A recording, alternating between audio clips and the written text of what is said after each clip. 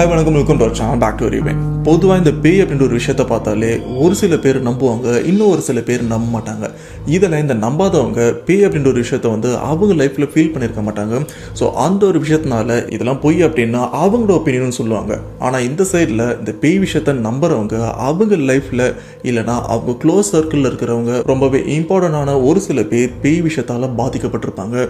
So அதனாலே உண்மையிலே பேய் இருக்கு அப்படின்ற ஒரு விஷயத்த அவங்களும் நம்ப ஆரம்பிப்பாங்க. அப்படிப்பட்ட எல்லா சம்பவத்தையுமே நாம இந்த உண்மை சம்பவமா, அதாவது சப்ஸ்கிரைபர் ரியல் லைஃப் இன்சிடென்ட்டா பார்த்துட்டு தான் இருக்கோம். அதே போல சேலம்ல நடந்த ஒரு இன்சிடென்ட்டை பத்தி தான் இப்போ நாம பார்க்க போறோம். அண்ட் இந்த ஒரு இன்சிடென்ட்டை பத்தியும் கண்டிப்பா ஒன்லைன் ஸ்டோரி சொல்ல மாட்டேன், ஆனா ரொம்பவே இன்ட்ரெஸ்டா இருக்கும். கண்டிப்பா உங்களுக்கு பிடிக்கும் அப்படின்னு நம்புறேன். அண்ட் வீடியோல போறதுக்கு முன்னாடி இந்த மாதிரி பேய் சம்பவம் கண்டிப்பா உங்க லைஃப்ல நடந்திருந்ததுன்னா அது நீங்க என்கிட்ட ஷேர் பண்ணணும்னு நினைச்சீங்கன்னா டிஸ்பிளேல தெரிய இந்த வாட்ஸ்அப் நம்பருக்கு ஒரு வாய்ஸ் மெசேஜ் அப்படி இல்லைன்னா டைப் பண்ணி கூட நீங்க எனக்கு அதை ஷேர் பண்ணலாம். அப்படி நீங்க ஷேர் பண்ற அந்த உண்மை சம்பவம் உண்மையிலே த்ரில்லிங்கா இருந்ததுன்னா கண்டிப்பா நம்ம சேனல்ல நானே போஸ்ட் பண்றேன். ஸோ ஓவரா பேசாம வீடியோல போலாம். நீங்க நம்ம சேனல் புதுசா மறக்காம சேனல் சப்ஸ்கிரைப் பண்ணுங்க, பெல் பட்டன் கிளிக் பண்ணுங்க. இப்போ நம்ம வீடியோல போலாம்.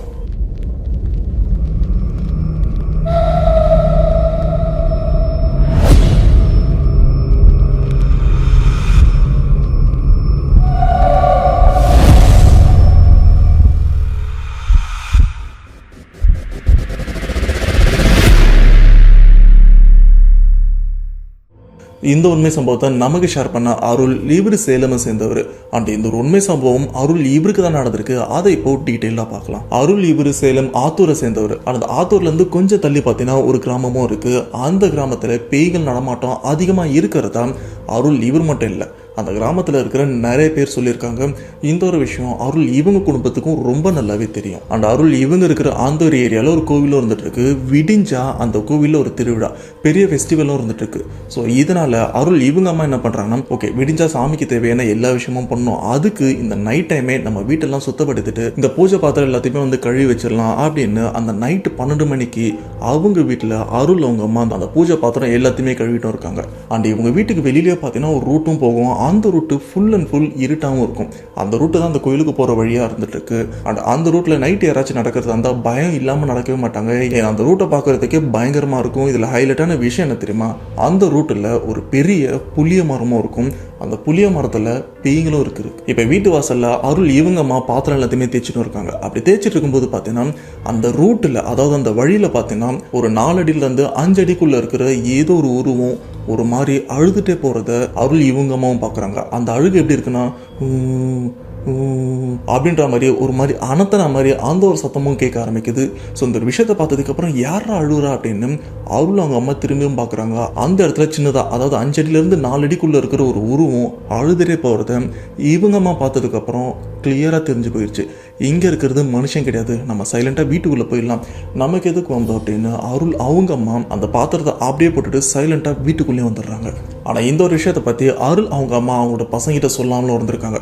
இப்படியே 1-2 நாளும் போது அன்னைக்கு ஒரு நாள் அருள் இவரோட 2வது தங்கச்சி நடுராத்திரி எந்திரிக்கிறாங்க. எந்திரிச்சு பாத்ரூம் போயிட்டு வரலாம் அப்படின்னு வீட்டில இருந்து வெளியே வராங்க. அந்த பாத்ரூம் எல்லாமே வீட்டுக்கு வெளியில தான் இருந்துட்டு இருக்கு. அது மட்டும் இல்லாமல் அருள் இவங்க இருக்கிற அந்த வீட்டுக்கு பக்கத்துலேயே பார்த்தீங்கன்னா வீடு எல்லாமே தள்ளி தள்ளி இருந்துட்டு இருக்கு. நார்மலாகவே கிராமத்தெல்லாம் பார்த்தீங்கன்னா வீடு தள்ளி தள்ளி தான் இருந்துட்டு இருக்கும்ல, அதே போல தான் இங்கேயும் இருந்துட்டு இருக்கு. அன்னைக்கு ஒரு நாள் அருள் இவரோட 2வது தங்கச்சி அவங்க பாத்ரூம் போகலாம் அப்படின்னு வெளியில வந்திருக்காங்க. அப்படி வெளியில வரும்போது பார்த்தீங்கன்னா நார்மலாக இவங்களும் அங்கே இங்கன்னு அப்படி வேடிக்கை பார்த்துட்டு தான் போறாங்க. அப்போ ஒரு இடத்த பார்க்கும்போது யாரோ நிற்கிற மாதிரி இருக்கே அப்படின்னு அருள் இவரோட 2வது தங்கச்சி அவங்களும் ஃபீல் பண்ணுறாங்க. அப்படி நிற்கிற அந்த உருவம் பார்த்தீங்கன்னா இவங்க வீட்டுக்கு எதிர்க்க கொஞ்சம் தள்ளியும் நிற்குது. யார் இந்த டைமில் இங்கே எதுக்கு நிற்கிறா அப்படின்னு அருள் இவரோட தங்கச்சியும் பார்த்துருக்கா. அதுக்கப்புறம் தான் இவங்களுக்கே தெரியுது அங்கே நிற்கிறது மனுஷன் இல்லை. அதாவது 2 நாளைக்கு முன்னாடி அருள் இவங்கம்மா பார்த்தா அந்த உருவம் தான் இப்போ அந்த இடத்துல நின்றுருக்கு. ஆனால் இந்த ஒரு விஷயம் அருள் இவரோட தங்கச்சிக்கு தெரியாது, அம்மா ஆல்ரெடி பார்த்துருக்காங்க அப்படின்னு. ஸோ இப்படிப்பட்ட ஒரு உருவத்தை பார்த்ததுக்கப்புறம் அருள் இவங்க தங்கச்சிக்கு பாத்ரூம் போகணும் அப்படின்னு தோணுமா.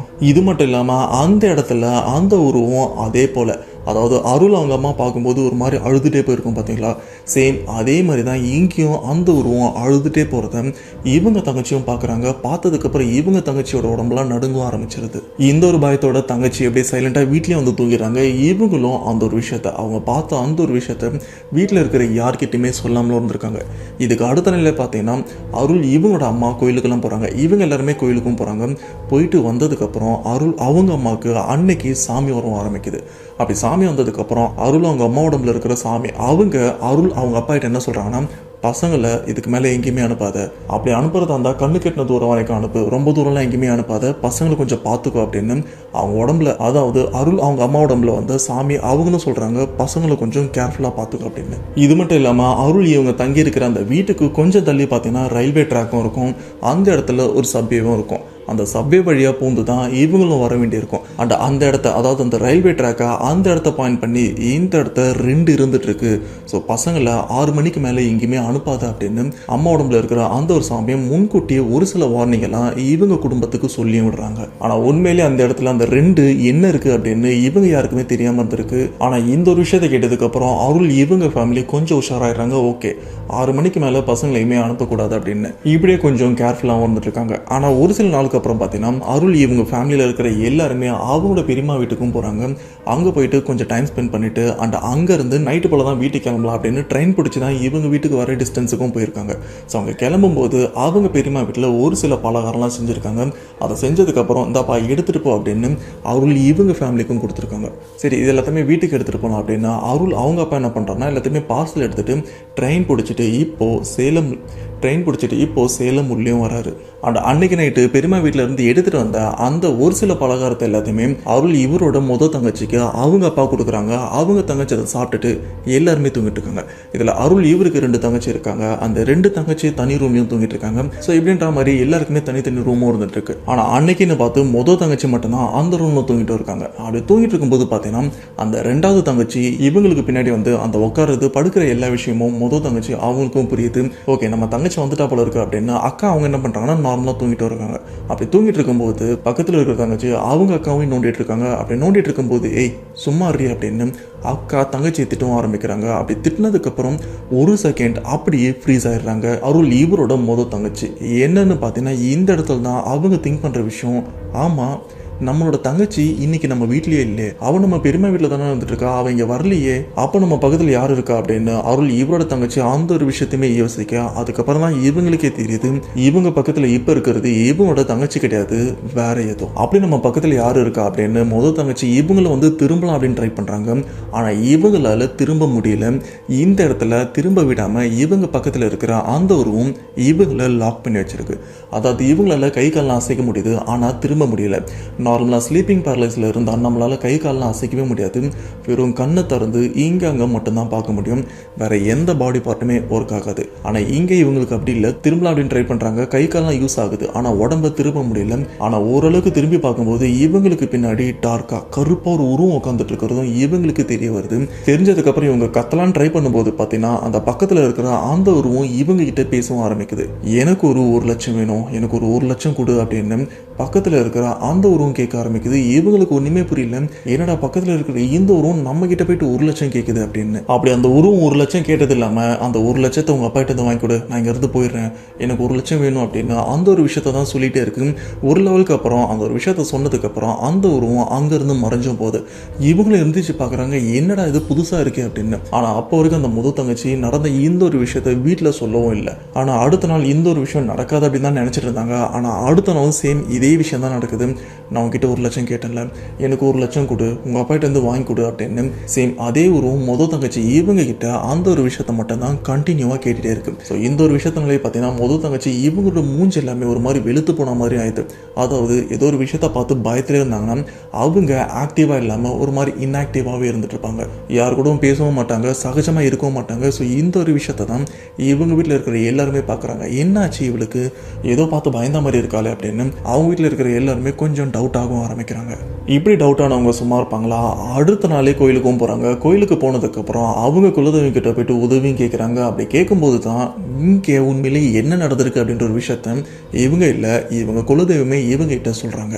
எங்கள் சாமி வந்துட்டு பார்த்தீங்கன்னா எங்கள் அப்பாவே வந்துட்டு திட்ட ஆரம்பிச்சிச்சு. நான் அவங்கள்ட்ட என்ன சொன்னேன், நைட் நான் அந்த பக்கம் ஒரு ஆன்மா சுற்றிட்டு இருக்குன்னு சொன்னேன், நீ எப்படி இப்படி அசால்ட்டாக இருக்கலாம், இப்போ பாரு என்னாச்சுன்னு சொல்லிட்டு அவன் பாரு 1 லட்சம் பக்கம் கடன் வாங்கிட்டு அவன் செத்து போயிட்டான் அப்படின்னு சொல்லிட்டு இந்த மாதிரி சொன்னிச்சு. உண்மையிலே இங்க என்ன நடந்திருக்குன்னு பாத்தீங்கன்னா, இவங்க வீட்டுக்கு பக்கத்துல ஒரு ரயில்வே ட்ராக் வந்துட்டு இருக்கும். அந்த இடத்துல பாத்தீங்கன்னா இதுக்கு முன்னாடி ஒரு சில பேர் சூசைட் பண்ணி, அதாவது அவங்களோட ஒரு சில பர்சனல் ரீசனுக்காக சூசைட் பண்ணி இறந்தும் போயிருப்பாங்க. அதுல ஒருத்தர் தான் ஒரு கடன் பிரச்சனைக்காக சூசைட் பண்ணி இறந்தும் போயிருக்காரு.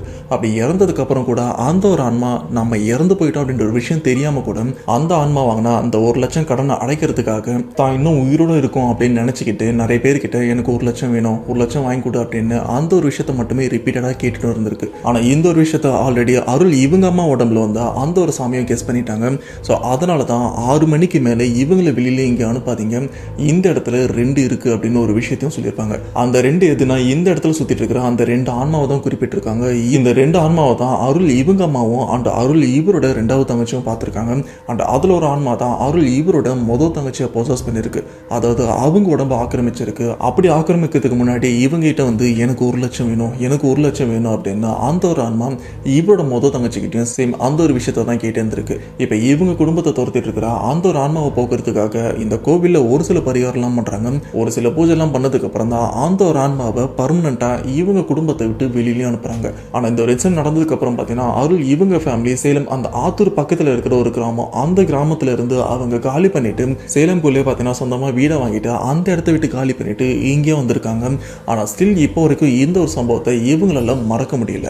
இதுல இருந்து புரியுற விஷயம் பார்த்தீங்கன்னா, ஒரு மனுஷன் கடன் பிரச்சனையால சூசைட் பண்ணி இறந்தும் போறான். ஆனா தான் இறந்து போனது வந்து தெரியாம கூட இறந்ததுக்கு அப்புறமும் அதே கடனை வந்து மைண்ட்ல வச்சுட்டு சுத்திட்டே இருந்திருக்கான். அதே போலதான் இந்த ஆன்மா இறந்ததுக்கு அப்புறம் கூட நிம்மதி இல்லாம சுத்திட்டே இருந்திருக்கு. ஸோ இந்த ஒரு சம்பவத்தை கேட்கும்போது உங்களோட தாட் என்ன, மறக்காம கமெண்ட் பாக்ஸ்ல மென்ஷன் பண்ணுங்க. ஓகே, இப்போ நம்ம 2வது பார்க்க போகிற அந்த உண்மை சம்பவம். இது கொஞ்சம் ஷார்ட்டாக தான் இருக்கும், ஆனால் ஹாரர் ரொம்பவே அதிகமாக இருக்கும்.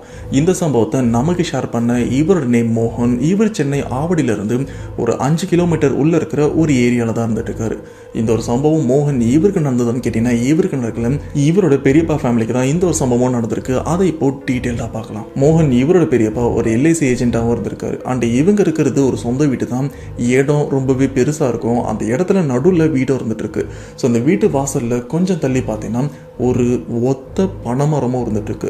நார்மலாக பார்த்தீங்கன்னா நம்ம வீட்டு வாசலில் இந்த ஒத்த தென்னை மரம், இந்த ஒத்த பனைமரம், இந்த மாதிரி விஷயத்த வந்து மோஸ்ட்டாக வைக்கவும் மாட்டாங்க. அப்படி இருந்ததுன்னா அதை கட் பண்ணி எடுத்துருவாங்க. அப்படி அந்த இடத்துல ஒத்த பனைமரம், ஒத்த தென்னை மரம், இந்த மாதிரி மரம் தனியாக இருக்கக்கூடாதுன்னு ஒரு சில காரணமும் சொல்லுவாங்க. அதில் ஒன்று தான் அந்த மாதிரி மரத்தில் பீங்க வந்து தங்கும் அப்படின்னு சொல்லுவாங்க.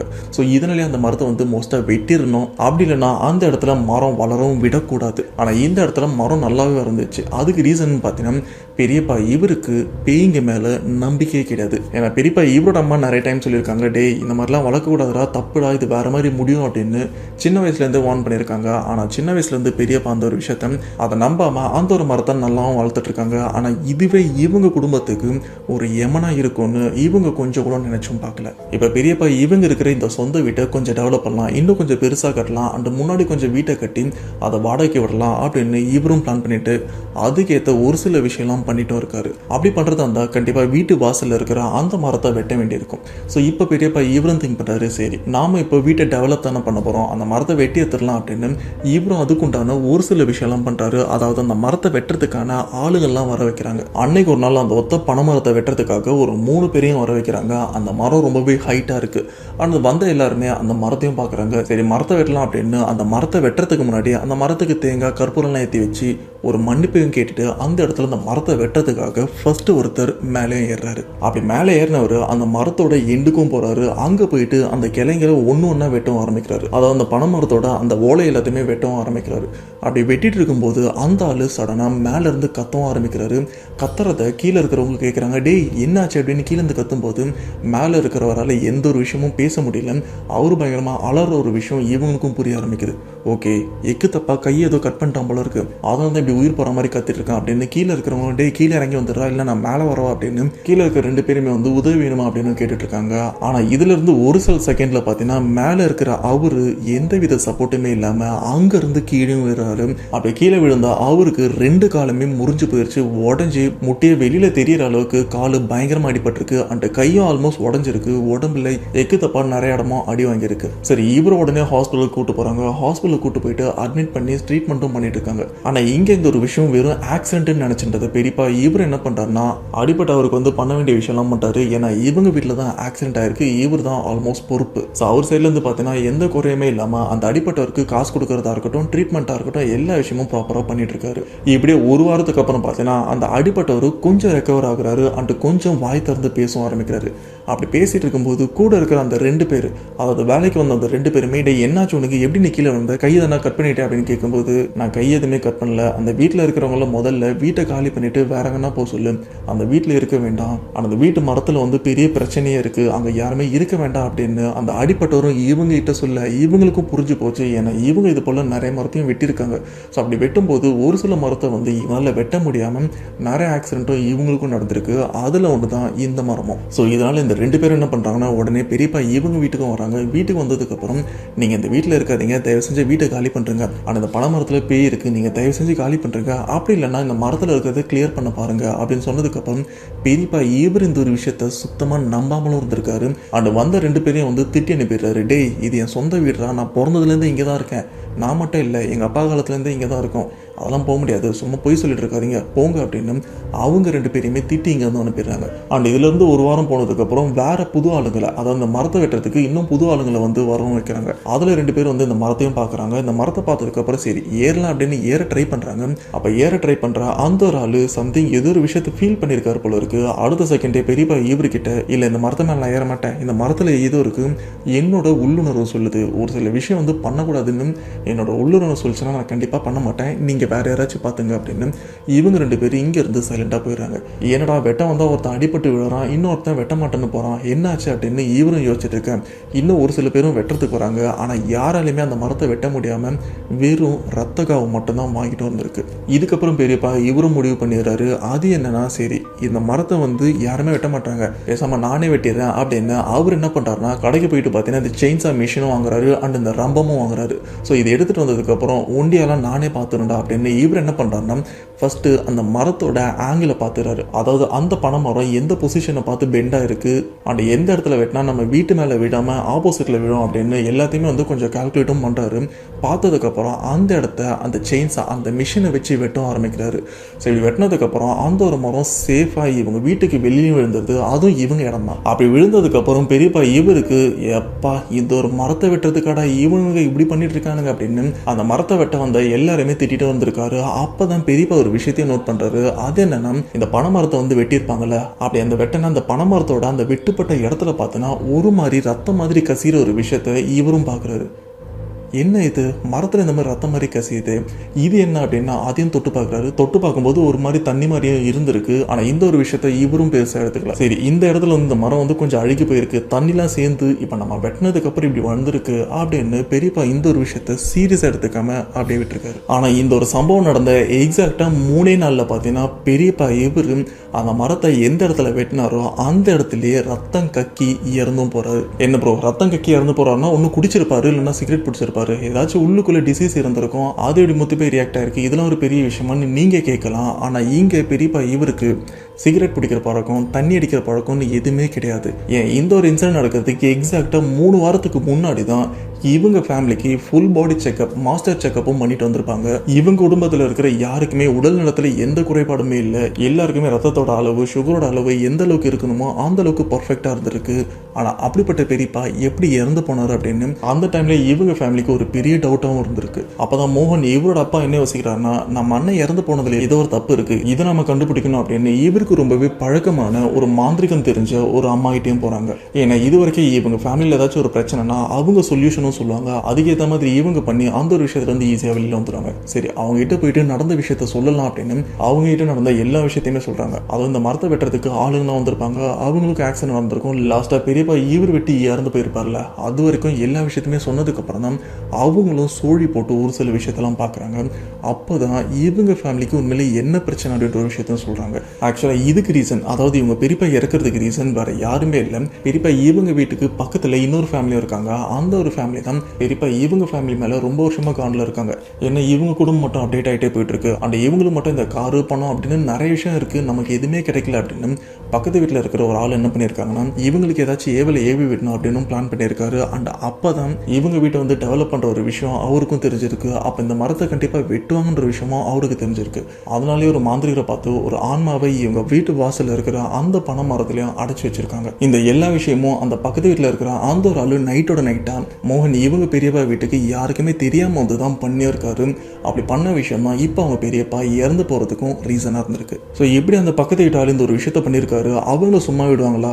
மோகன் இவங்க அப்பா என்ன பண்ணியிருக்காருன்னா அந்த பக்கத்து வீட்டு ஆள் அவர் மேலே ஒரு பொய் கேஸையும் போட்டு 6 மாதம் ஜெயிலையும் தள்ளி விட்டுருக்காங்க. ஆனால் இப்போ மோகன் இவங்க அப்பா போட்டது ஒரு பொய் கேஸ் தான். ஆனால் அந்த பக்கத்து வீட்டு ஆள் பண்ணதுக்கு கண்டிப்பாக பனிஷ்மெண்ட் கிடைக்கணும். ஆனால் இந்த மாதிரி விஷயம், அதாவது இந்த பில்லி சூன்யம் ஏவல்னு சொன்னால் கண்டிப்பாக போலீஸில் எடுபடாது, இவங்களெல்லாம் இந்த மாதிரி தான் பண்ணணும் அப்படின்னு அவங்க அப்பாவும் ஒரு பொய் கேஸை கொடுத்து அவரை தூக்கி உள்ளேயும் போட்டிருக்காங்க. ஆனால் அந்த பக்கத்து வீட்டால் அவருக்கும் கிளியராக தெரியும் நம்ம மேலே பொய் கேஸை போட்டிருக்காங்க. அண்ட் இந்த மேட்ருக்காக தான் இவங்க குடும்பத்துக்கு இந்த ஒரு விஷயம் தெரிஞ்சிருச்சு, அதுக்காக தான் நம்மளை தூக்கி ஜெயிலில் போட்டிருக்காங்க அப்படின்ற ஒரு விஷயம் அவருக்கும் தெரிஞ்சிருக்கு. அவரும் கொஞ்சம் கில்ட்டால அந்த 6 மாதம் ஜெயிலில் தான் இருந்திருக்காரு. ஸோ இப்படிப்பட்ட ஒரு சம்பவம் சரியா 7 வருஷத்துக்கு முன்னாடி ஆவடியிலேருந்து 5 கிலோமீட்டர் தள்ளி இருக்கிற அந்த ஏரியாவில் தான் நடந்திருக்கு. ஸோ இதை பற்றி உங்களோட தோட்டம்னா மறக்காம கமெண்ட் பாக்ஸில் மென்ஷன் பண்ணுங்கள். இந்த சம்பவத்தை நமக்கு ஷேர் பண்ண இவரோட நேம் அரவிந்தன். இவர் கோயம்புத்தூரை சேர்ந்தவர். அண்ட் அரவிந்தன் கோயம்புத்தூரில் தான் ஒரு ஸ்கூல் படித்தாரான்னு கேட்டிங்கன்னா அவர் அங்கே படிக்கலை, ஒரு ஸ்கூலில் தான் இவரும் படிச்சிருக்காரு. இந்த ஸ்கூல் எங்கே இருக்குது அப்படின்னு நான் மென்ஷன் பண்ண விரும்பலை, ஏன்னா எனக்கே அட்ரஸ் தெரியாது. அப்படிப்பட்ட ஸ்கூலில் இவர் படிச்சுட்டு இருக்கும்போது தான் இந்த ஒரு சம்பவமும் இவருக்கு நடந்திருக்கு. இந்த ஒரு சம்பவத்திலிருந்து ஸ்டில் இப்போ வரைக்கும் இவரால் வெளியில் வர முடியல, அந்த அளவுக்கு இவர் பாதிக்கப்பட்டிருக்காரு. இதில் முக்கியமான ஒரு விஷயம் பார்த்தீங்கன்னா அரவிந்தன் இவர் இந்த ஸ்கூலில் படிச்சுட்டு இருக்கும்போது இங்கே நடந்த இந்த பேய் அனுபவத்தால் இந்த ஸ்கூலை விட்டு வேறு ஸ்கூலுக்கு போகிற நிலைமையும் வந்திருக்கு. அதுக்கேற்ற மாதிரி வேறு ஸ்கூலான சென்ட் ஜான் ஸ்கூல்லையும் இவர் 11th 12th படிக்க ஆரம்பிச்சிருக்காரு. அப்படி இந்த ஒரு ஸ்கூலில் என்ன நடந்தது இப்போ கிளியராக பார்க்கலாம். எக்ஸாக்டாக 4 வருஷத்துக்கு முன்னாடி அரவிந்தன் இவர் 10th படிச்சுட்டு இருக்காரு. அண்ட் இவருக்கு இதுக்கு முன்னாடி இந்த பேய் அனுபவம்னு எதுவுமே இல்லை. இந்த ஸ்கூலில் நடக்கிறது தான் ஃபர்ஸ்ட்டாக இருந்துட்டு இருக்கு. வழக்கமாக ஸ்கூலுக்கும் வருவார், எல்லா சப்ஜெக்டும் அட்டன் பண்ணுவார், ஒழுங்காக படிப்பார், அப்படியே வீட்டுக்கு போவார்.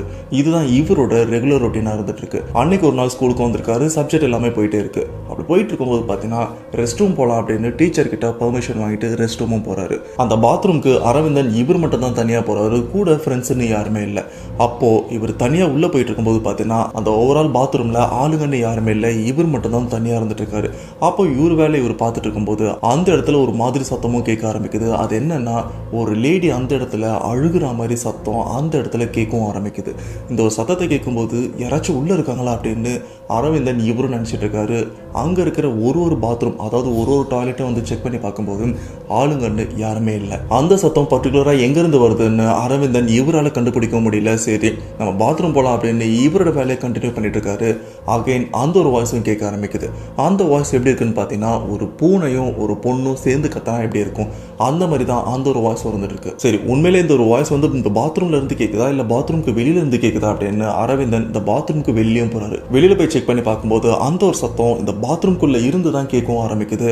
ஆனால் அந்த பாத்ரூம்ல சின்ன சின்ன வெண்ட், சின்ன சின்ன ஜன்னல் மாதிரிலாம் இருந்துட்டு இருக்கும்.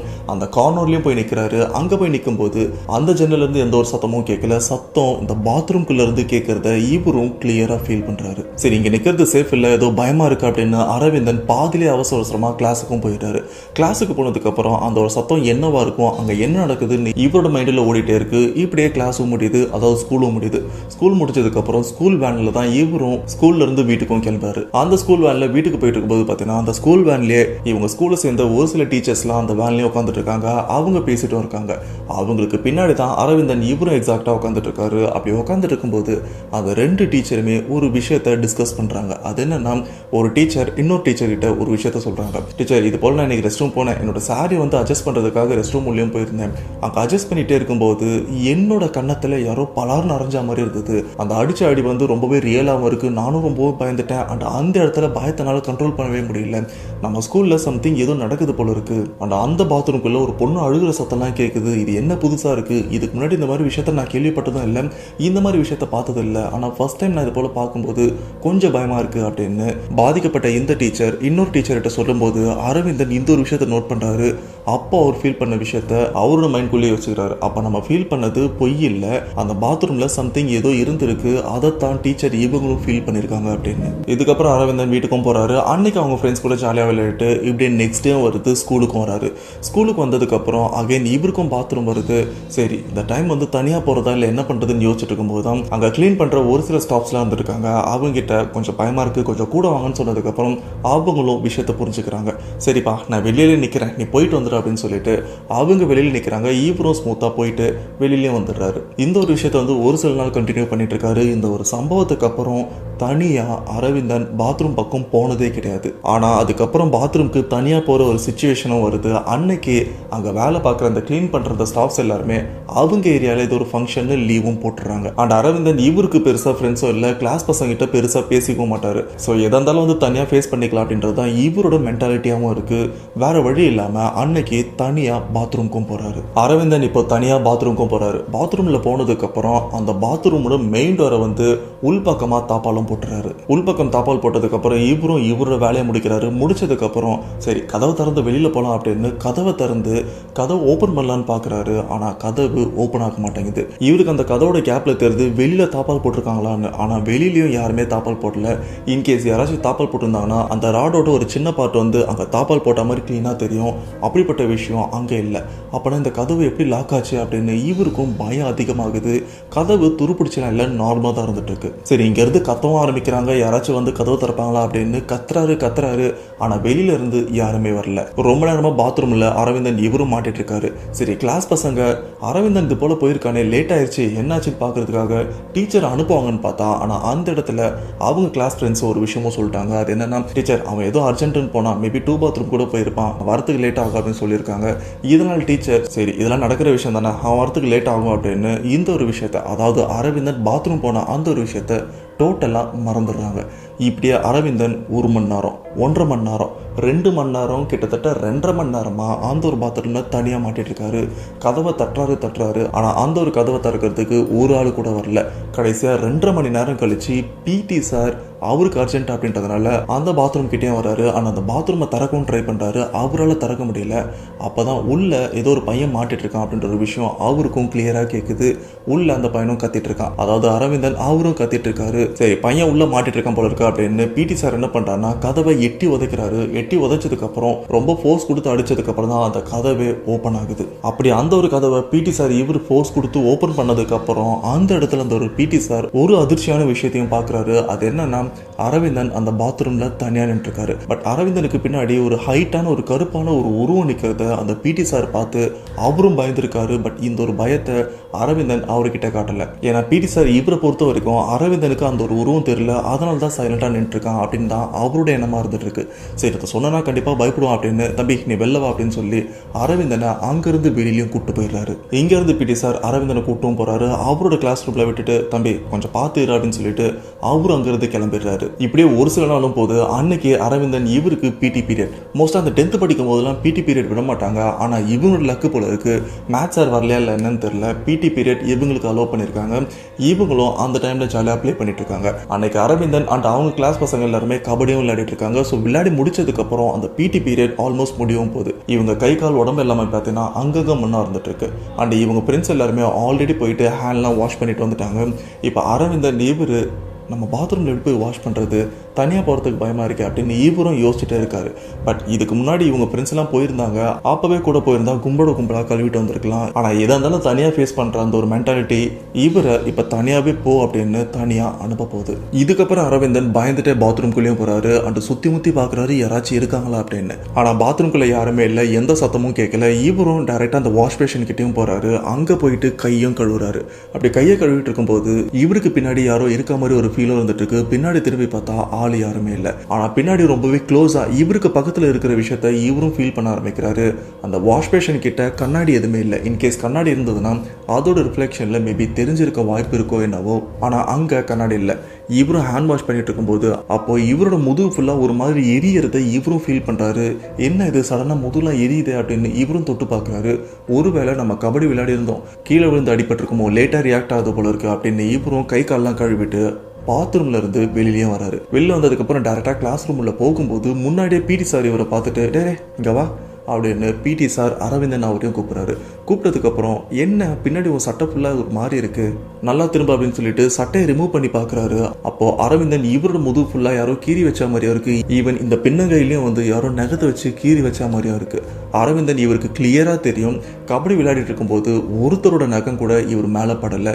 ஏன்னா இவங்க எல்லாருமே ரொம்பவே ஃப்ரெண்ட்லியாக தான் விளையாடிட்டு இருக்காங்க. அந்த இடத்துல ஹார்ஷான எந்த விஷயமும் நடக்கல, கீழே ஃபோர்ஸாக விடுற மாதிரி எந்த ஒரு விஷயமும் நடக்கல. அப்போதான் அரவிந்தன் இவருக்கும் தெரியுது நம்ம பாத்ரூம்ல இருந்துட்டு இருக்கும்போது தான் நமக்கு பின்னாடி எரிச்சல் இருந்தது, ஒருவேளை அங்கே இந்த ஒரு விஷயம் நடந்திருக்குமோ, அந்த அமானுஷம் தான் இதுக்கு ரீசனாக இருக்குமோ அப்படின்னு இவருக்கு பயம் இன்னமும் அதிகமாகுது. இதுக்கப்புறம் அரவிந்தன் இதுக்கு முன்னாடி நடந்த எல்லா விஷயத்தையுமே சொல்றாரு. அன்னைக்கு ஒரு நாள் பாத்ரூம் போகும்போது சார் பாத்ரூம் உள்ள யாரோ இருக்கிற மாதிரியா இருந்தது, அண்ட் ஒரு பொண்ணு ஒரு பூனை ரெண்டுமே சேர்ந்து கத்தனா எந்த மாதிரி சத்தம் இருக்கும் அந்த மாதிரி சத்தத்தையும் நான் ஃபீல் பண்ண ஆரம்பித்தேன். அண்ட் இது மட்டும் இல்லாமல் நம்ம ஸ்கூலில் ஒரு டீச்சர் அவங்க கன்னத்தை யாரோ அடித்த மாதிரி அவங்க ஃபீல் பண்ணியிருக்காங்க. அவங்களும் பஸ்ஸில் பேசிட்டு இருக்கும்போது நான் இந்த ஒரு விஷயத்தை கேட்டேன். அண்ட் அதுக்கு அடுத்த நாள் நான் பாத்ரூமுக்கு தனியாக வந்தேன், கதவு உள்ள தாப்பால் போட்டு பாத்ரூமும் போயிட்டு கதவை திறந்துட்டு வெளியில் வரலான்னு பார்த்தேன். ஆனால் டோர் லாக் ஆகிருக்கு, நீங்கள் தான் உடச்சி திறந்தீங்க. அதுலேருந்து கொஞ்ச நாள் கழிச்சு இப்போ ஹேண்ட் வாஷ் பண்ணலான்னு அதே பாத்ரூம்குள்ளே போகிறேன். என் முதுகில் வந்து ஒரு மாதிரி எரிச்சலான ஃபீல் இருந்தது.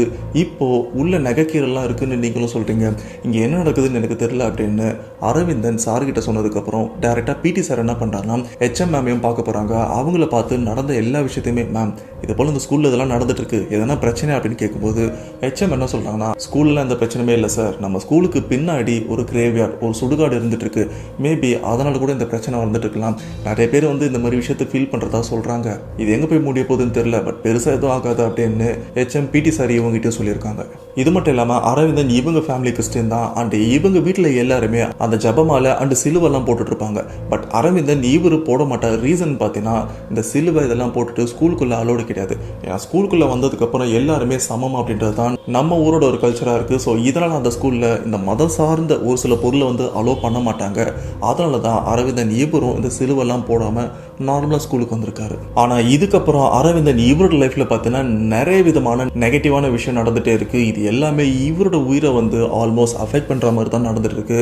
பட் ஒன்றுத்துலேயும் இவர் எப்படியோ தப்பிச்சிட்டு இருக்காரு. மேபி இவர் ப்ரே பண்ணதோட எஃபெக்டா இல்லை என்னன்னு தெரியல. பட் லாஸ்ட் டைமாக இவங்க கிளாஸில் இன்னொரு விஷயமும் நடக்குது. அது என்னன்னா அன்னைக்கு இவங்க கிளாஸில் யாருமே இல்லை, எல்லாருமே ஸ்கூல் முடிச்சுட்டு கிளம்பிட்டு இருக்காங்க. அரவிந்தன் இவர் மட்டும் தான் தனியாக உட்காந்துட்டு இருக்காரு. ஏன்னா அன்னைக்கு அரவிந்தன் இவரோட பேரண்ட்ஸ் வந்து இவரை பிக் பண்ணிட்டு போகிறேன் அப்படின்னு சொல்லியிருந்தாங்க. அதனால தான் இவரும் ஸ்கூலில் வெயிட் பண்ணிட்டு இருந்திருக்காரு. அப்படி அரவிந்தன் தனியாக கிளாஸ் ரூமில் இருந்துட்டு இருக்கும்போது பார்த்தீங்கன்னா அந்த கிளாஸ் ரூம்குள்ளே யாரோ என்ட்ரு ஆகுறதையும் இவர் ஃபீல் பண்ணுறாரு.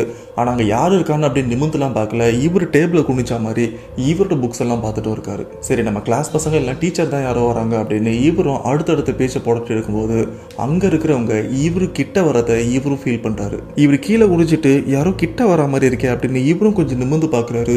நிமிந்து பார்த்ததுக்கு அப்புறம் தான் இவருக்கே தெரியுது அங்கே இருக்கிறது இவங்க கிளாஸ் பசங்களும் இல்லை, இவங்க டீச்சரும் இல்லை. இவர் எதிர்க்க வந்துட்டு இருக்கிறது ஹைட்டான ஒரு அமானுஷமான உருவம் இவரையும் நோக்கி வந்துட்டு இருக்கு. அண்ட் இவர்கிட்ட வந்ததுக்கப்புறம் அரவிந்தன் இவரோட சட்டையை பிடிச்சி இங்கேருந்து தூக்கியும் அடிச்சிருக்கு. தூக்கி அடிச்சதுனால பார்த்தீங்கன்னா அரவிந்தன் இந்த கார்னர்லேருந்து பக்கத்து கார்னரோட அந்த செவுத்துல மோதி கீழே விழுறாரு. கீழே விழுந்ததுக்கப்புறம் அலறவும் ஆரம்பிக்கிறாரு. அலர்னதுக்கப்புறம் அந்த இடத்துல போயிட்டு இருந்த ஒரு சில ஸ்டாஃப்ஸ் எல்லாருமே என்னாச்சு அப்படின்னு உள்ளே வந்து பார்க்குறாங்க. உள்ளே வந்து பார்த்ததுக்கப்புறம் அரவிந்தன் அந்த ரூமோட கார்னரில் கீழே விழுந்திருக்கிறத பார்க்குறாரு. தம்பி என்னாச்சு உனக்கு அப்படின்னு கேட்டதுக்கப்புறம் அரவிந்தன் நடந்த எல்லா விஷயத்தையுமே சொல்கிறாங்க. சரி சரி நீ உள்ளே இருக்காத வெளில வா அப்படின்னு, கிளாஸ் ரூமை விட்டு வெளில வந்துடு அப்படின்னு அந்த ஸ்டாஃப் அரவிந்தன் இவர் கிளாஸ் ரூம் உள்ள போயிட்டு அவரையும் வெளில கூப்பிட்டு வந்துடுறாங்க.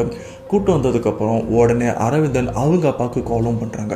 கால் பண்ண அடுத்த ஒரு சில நிமிஷத்தில் அவங்க அப்பா ஸ்கூல்ல இருக்காரு. ஸ்கூலுக்கு வந்ததுக்கப்புறம் நடந்த எல்லா விஷயத்தையுமே அரவிந்தன் அவங்க அப்பாகிட்ட சொல்கிறாரு. அவங்க அப்பாகிட்ட சொன்னதுக்கப்புறம் செம்மையாக ஷாக் ஆகுறாரு. சரி அரவிந்தன் மட்டும்தான் இந்த ஒரு விஷயத்த அவங்க அப்பாகிட்ட சொன்னாரான்னு கேட்டீங்கன்னா அந்த இடத்துல பிடி சாரும் வராரு. பிடி சார் வந்ததுக்கப்புறம் உங்கள் பையன் சொல்கிற எல்லா விஷயமும் உண்மைதான், அன்னைக்கு ஒரு நாள் பாத்ரூம்லேயே மாட்டியிருந்தான், நான் தான் கதவை உடச்சி திறந்தேன். அன்னைக்கு கதவை உடச்சி திறக்கும்போது உங்கள் பையனுக்கு பின்னாடி ஹைட்டாக ஒரு உருவம் நிற்கிறதையும் நான் பார்த்தேன். ஆனால் அந்த உருவத்தை உங்கள் பையன் பார்த்தானா இல்லையான்னு தெரியல, அவன்கிட்ட சொன்னால் பயந்துட்டு போகிறான் அப்படின்னு அவனை சமாதானப்படுத்தி அங்கேருந்து கூட்டிகிட்டு வந்தேன்னு சொன்னதுக்கப்புறம் அரவிந்தன் எந்த ஒரு விஷயத்தை கேட்டு இன்னமும் ஷாக் ஆகுறாரு.